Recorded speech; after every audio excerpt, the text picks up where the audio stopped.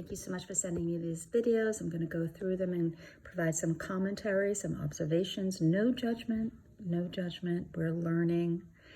Here we have Jasper, who is watching. Look at his eyes, right? A little bit of concern. What's going on? Am I going to be part of this? We don't know what's going on in his head. We don't.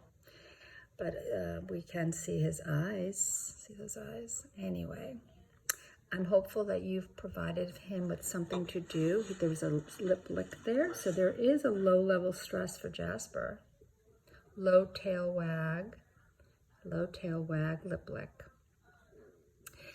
Remember, learning is stressful. So low-level stress is expected when we are working on something.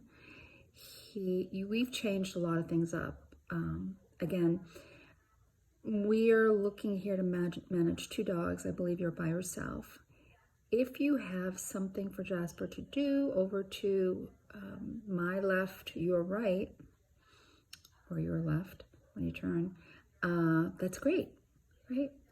So, and sometimes we do need a baby gate to keep them separate. But here you have a setup. The setup is we're working on helping Wesley to reduce his excitement. So when we think about emotions, we're considering colors, right? So we know that blue and purple is associated with depression. Green is calm. Yellow is arousal, and when we talk about arousal, what we mean is either excitement happy, eustress, or excitement distressed, right? Distress. So eustress or distress. Good excitement, bad excitement, So bad stress. They're afraid of something.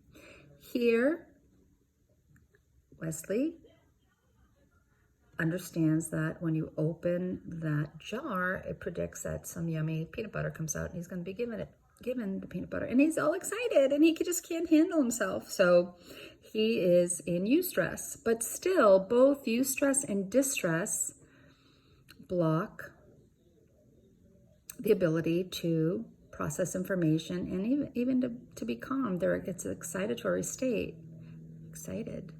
So we want to consider threshold, right? So at what point does he go over threshold?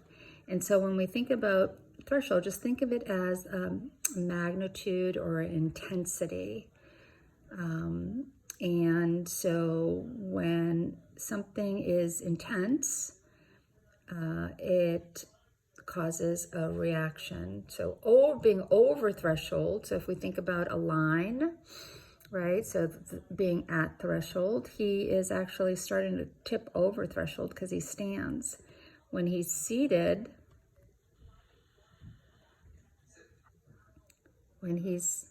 so he follows you.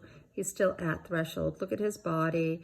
He's also lip licking. He's at attention. His tail is midway. You're asking him for a sit very calmly. You're asking for a sit, and he's barking. He's at going over threshold, right? So we want him under threshold. And what you're doing is you're asking him to SIT. So you put the cap back on, right? Beautiful. So he's able to respond to you. That's great. He's able to respond to you. And then you ask for an SIT. He's responding to you. You turn your attention off, which is what wait means. It's a short hold. I'm going to take my attention off of you and proceed. You take off the top. He gets up and he just can't handle himself. Good. You abort the mission. You put the cap back on, put it down, and move away because he jumped up. He's over threshold.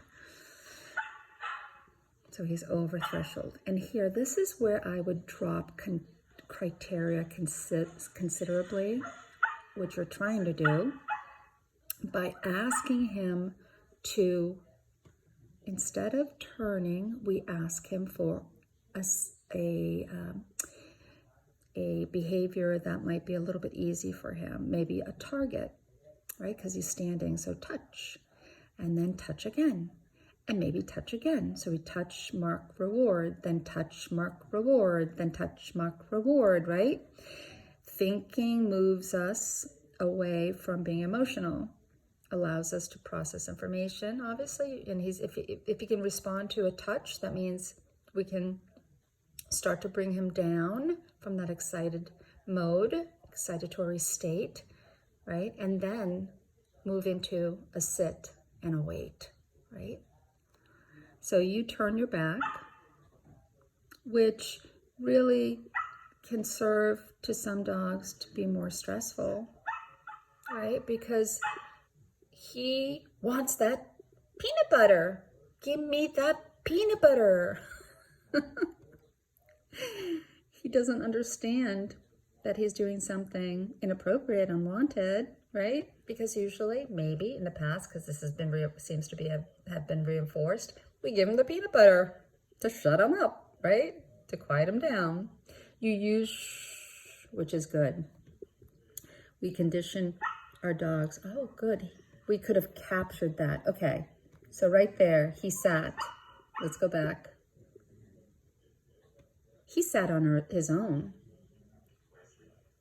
Or actually, you did ask him. Sorry.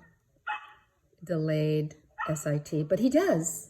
So there, that's what I would have marked the sit and then rewarded him for that. Then asked for a down. But again, he's able to respond to this, which is good. Good. That's right. There, I would have probably marked and then gone over to him to give him some food. Again, he's in a heightened state of arousal. And the lower his threshold, right?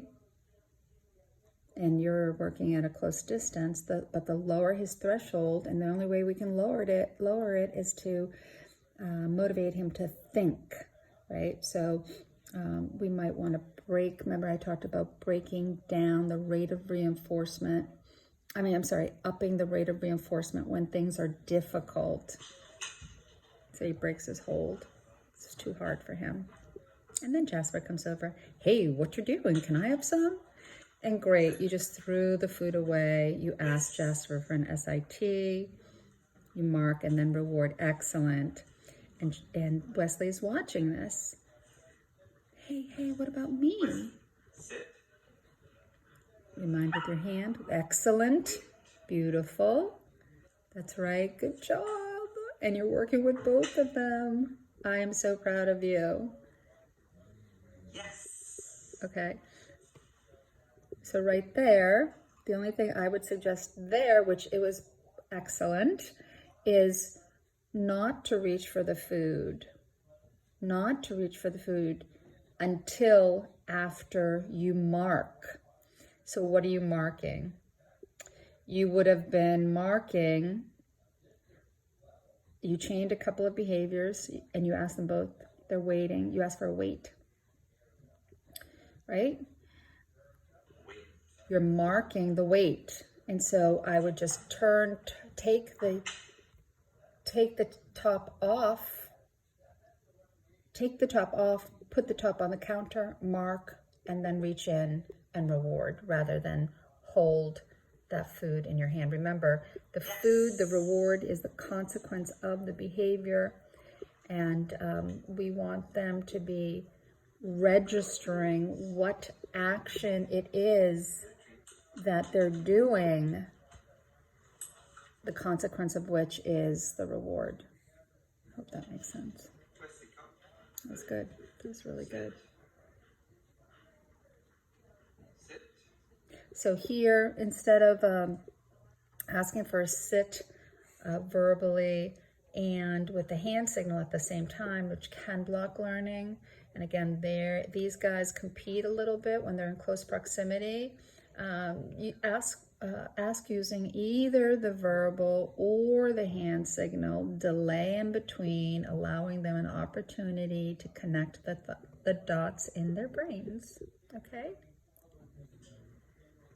And the other thing is the staring, right? The staring contest, right? So look at your hand. Look at your hand if you're going to ask for, oh, it does.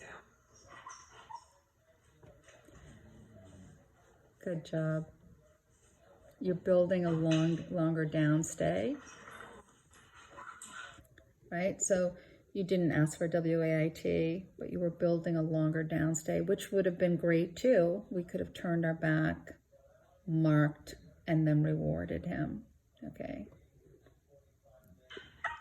You open, yeah. I would suggest opening the drawers as a separate exercise. Okay, separate the exercises. So we use a setup where we are opening the peanut butter, trying to get a hold when you're opening the peanut butter, watching that you don't stick your hand in the peanut butter jar until after you mark, right? Because the consequence of standing still is the reward, but we want to make sure you're marking first and then rewarding. And then I would use the drawer as a separate exercise, completely separate, and then marry the two together. Okay, and I think it ends now. I'm pretty sure, yeah, it did. So excellent work, excellent work. So why don't you go through that? And again, it's about, and they did brilliantly together. You did such a fantastic job. Thank you.